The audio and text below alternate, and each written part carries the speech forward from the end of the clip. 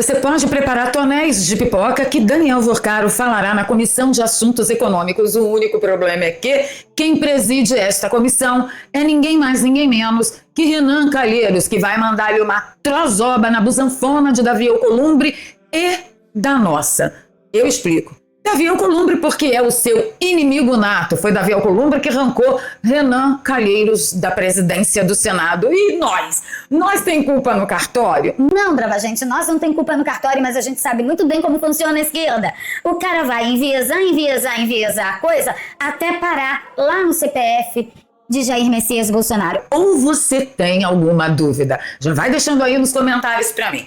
Nessa edição eu também comento com você sobre como anda o conflito lá no Oriente Médio. Gente, todo o Oriente Médio foi arrastado para esse conflito, todo. Eu vou listar aqui os países que os Estados Unidos ontem deram um grande alerta para todo mundo abandonar aqueles países.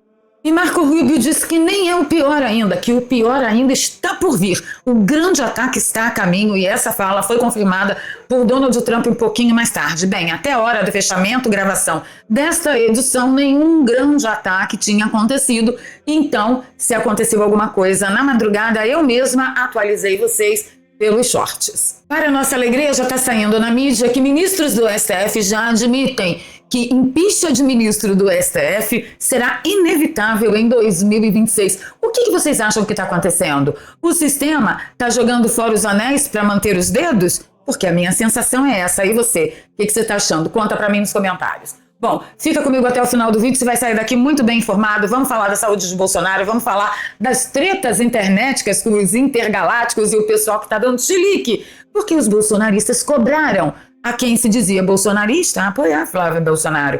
Eu não nego que a gente está andando, mas que estava feio, a situação estava. Aí agora que a situação ficou bonita, a culpa vai ser da gente que cobrou, e não deles, que fizeram a egípcia olhando para o outro lado. Ah, vamos procurar uma turma? Eu ia falar uma besteira, mas não vou não. Bem, deixa eu pedir o seu like logo agora no início do vídeo, que é muito importante para o canal. Se você é novo por aqui, se inscreva no canal, ative o sininho. Se você já é de casa, passa o olho em tudo aí, que o preço da liberdade é a eterna vigilância. E se você gosta do nosso trabalho, pega aí os links, leva lá nas redes sociais, nos grupos de Telegram e Zap, por onde você anda. Então bora lá começar com Oriente Médio. Antes, um cafezinho Delta daquela gracinha, daquela cafeteira ali, link tá aqui na sua tela, em promoção, melhor café expresso que você já tomou na vida. Forte, denso, quente e cheinho de espuma. Vai por mim, o melhor café expresso que você já tomou na vida na sua casa. Tchim, tchim. Ontem o Departamento de Estado americano pediu para que todos os americanos saíssem urgentemente, imediatamente dos seguintes países: Bahrein, Egito, Irã, Iraque, Israel no West Bank, né, e Gaza, Jordânia, Kuwait, Líbano, Omã, Catar, Arábia Saudita, Síria, Emirados Árabes e Iêmen. Gente, eles não estão brincando. Eu vou mostrar para vocês por que eu acho que eles não estão brincando mesmo. As forças de defesa de Israel, por outro lado, pediram a evacuação dos habitantes de Teherã. Enquanto isso, o presidente iraniano atual, não tem mais nada para fazer a não ser gritar e berrar. Ele começou a falar a respeito de um suposto ataque em hospital e está culpando Israel e Estados Unidos, como é de praxe, aquela corja toda lá, os bandidos. Eles estão culpando os Estados Unidos e Israel de terem atacado um hospital. Acontece que ele se mostra muito preocupado agora com a vida de civis e doentes que estão no hospital, mas há menos de 20 dias atrás, ele e a corja dele estavam mandando guardas armados ir buscar manifestante dentro de hospital, manifestante ferido, manifestante na mesa de cirurgia, manifestante que estava no respirador, manifestante que estava em monitor cardíaco. Eles eram arrancados e levados para a prisão e para a tortura. Mas agora ele está fingindo que ele está preocupado com a vida de civis. O Marcelo do Hoje no Mundo Militar disse que a quantidade de mísseis e drones que o Irã lançou contra os Emirados Árabes Unidos é brutal, e o Marcelo acabou dando graças a Deus que os países estavam bem preparados. Para vocês terem uma ideia, só de drones foram detectados e destruídos 541. Míssil de cruzeiro, 2 detectados e destruídos, e míssil balístico, 165 detectados e destruídos. Para você que não sabe a diferença do míssil de cruzeiro e o míssil balístico, o míssil de cruzeiro ele voa abaixo na atmosfera e ele pode ser dirigido, desviar de algum obstáculo e tal. Já o míssil balístico ele sobe e ele desce com a força da atmosfera mais a propulsão. Então é o cabum, né? É o estrago total e completo, ele é bem incontrolável na queda, mas é bastante, tá?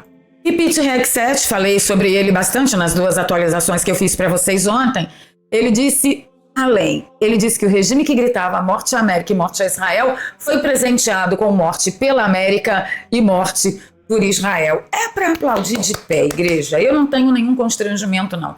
Vá com Deus, que Deus te receba se for o teu caso.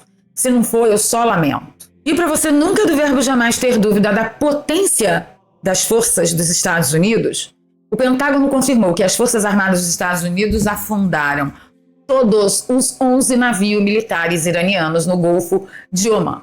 Há 2 dias, o regime iraniano tinha 11 navios no Golfo do Omã. Hoje, não tem nenhum. Assinado o Comando Central dos Estados Unidos. É incrível saber, né, que um deles, há bem pouco tempo atrás, estava aqui no Rio de Janeiro. Aqui, ó, afundou. Deve estar lá no fundo do mar do Golfo de Omã. E na minha opinião, e entendedores entenderão porque, segundo fontes locais, o edifício do parlamento iraniano em Teherã foi atingido por um ataque aéreo e totalmente destruído. No parlamento iraniano, ou inveja. Se você aí também está com inveja, digita 1. Se você acha que o parlamento é uma coisa que tem que se preservar, principalmente no regime ditatorial, digita 2. E o secretário Marco Rubio disse, tá vendo as coisas, tudo que a gente fez? Esse monte de míssil que foi interceptado, esse monte de drone que foi interceptado, mais de 50 militares do alto comando da Guarda Revolucionária, inclusive o presidente substituto, o ministro da Defesa, todo mundo mandado para a terra do pé junto. Sabe tudo isso que nós fizemos? Destruímos o parlamento iraniano? Então, isso aí não é nada. O grande ataque ainda está por vir. Quando será que ele vai olhar para o Brasil? Queria tanto. E como eu avisei para vocês ontem, a Guarda Revolucionária Islâmica afirmou estar pronta para incendiar qualquer embarcação que tente atravessar o Estreito de Hormuz. O tráfego marítimo já caiu 70%, com cerca de 150 petroleiros ancorados, visto que a maioria das instalações de petróleo e gás no Oriente Médio foram fechadas e suspenderam suas operações. Não permitiremos que uma única gota de petróleo saia da região, disse Sardar Jabari, assessor de comando da Guarda Revolucionária Islâmica. Você tem noção, brava gente, que 30%, um pouquinho mais de 30% de todo o petróleo que abastece o mundo todo sai desse Estreito de Hormuz? Você tem noção? Você tem noção da importância disso, que isso vai causar na sua mesa, que isso vai causar na sua família? Você já imaginou o frete para transportar comida, transportar remédio, transportar, sei lá, equipamentos hospitalares, transportar roupa, calçado, produtos de higiene, produtos de limpeza, a ração para os seus cães e seus gatos? Você tem noção do que isso vai fazer com os preços? Já avisei para vocês se prepararem. Ó, no link na descrição tem o curso do Daniel Alvarenga, que te ensina a levantar uma grana pela internet. Você ainda pode aprender a ganhar em dólar e largar o dólar fora do Brasil para sacar no momento que você achar mais propício, tá? Eu, inclusive, ontem estava lendo uma matéria no The Guardian que as companhias de seguro estão se negando a fazer novas apólices e renovar apólices para cobertura de guerra. Cara, o seguro vai encarecer muito. Porque esses navios que transportam, né, itens de alto valor, eles têm um seguro, cada região exige um seguro diferente, e as companhias de seguro estão dizendo, não vou fazer, nem vou renovar, vocês que se virem. Eu vou segurar os que já estão vigentes. Agora, novas apólices eu não farei. E, geralmente, essas apólices de navios, elas são feitas por viagem, por perímetro, né? Ó, eu vou daqui de Portugal, sei lá, eu vou sair do Estreito de Hormuz e vou levar petróleo lá para Portugal. Querido, é uma taxa de seguro. Acabou aquela viagem, tem que ir lá e fazer outro seguro e renovar. Então, assim, tá ruim, gente. Tá ruim. Prestem atenção, porque vai ficar ruim. E aí a gente sai do mundo nessa tensão e onde a gente chega, a gente aporta no país das bananas. Brasil, meu Brasil brasileiro, meu mulato isoneiro, vou cantar-te nos meus versos versos. Olha aqui, gente. Dorme com um barulho desse. Daquele jeito que eu sei que você gosta, mas eu te dei um papo, você me deu resposta.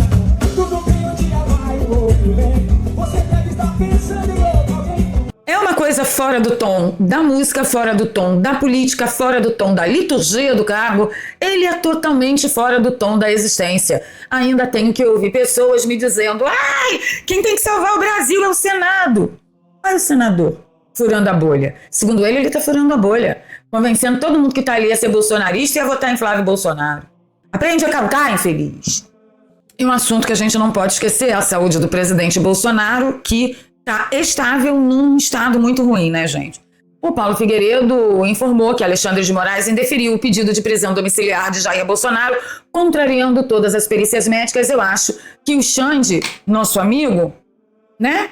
Ele acha que mantendo o Bolsonaro preso, o Brasil vai tomar asco de Bolsonaro como tomou asco do presidiário Luiz Inácio. Eles ainda não entenderam. Bolsonaro fez história. Bolsonaro conquistou corações e mentes. Bolsonaro despertou a população. Bolsonaro mostrou na prática que dá para fazer um excelente governo cobrando menos impostos, não roubando e não deixando roubar, e ainda deixar as estatais com saldo muito positivo. Coisa impraticável para o atual governo, né? Basta olhar a quantidade de impostos, basta olhar o tanto de déficit e as estatais indo pro vinagre.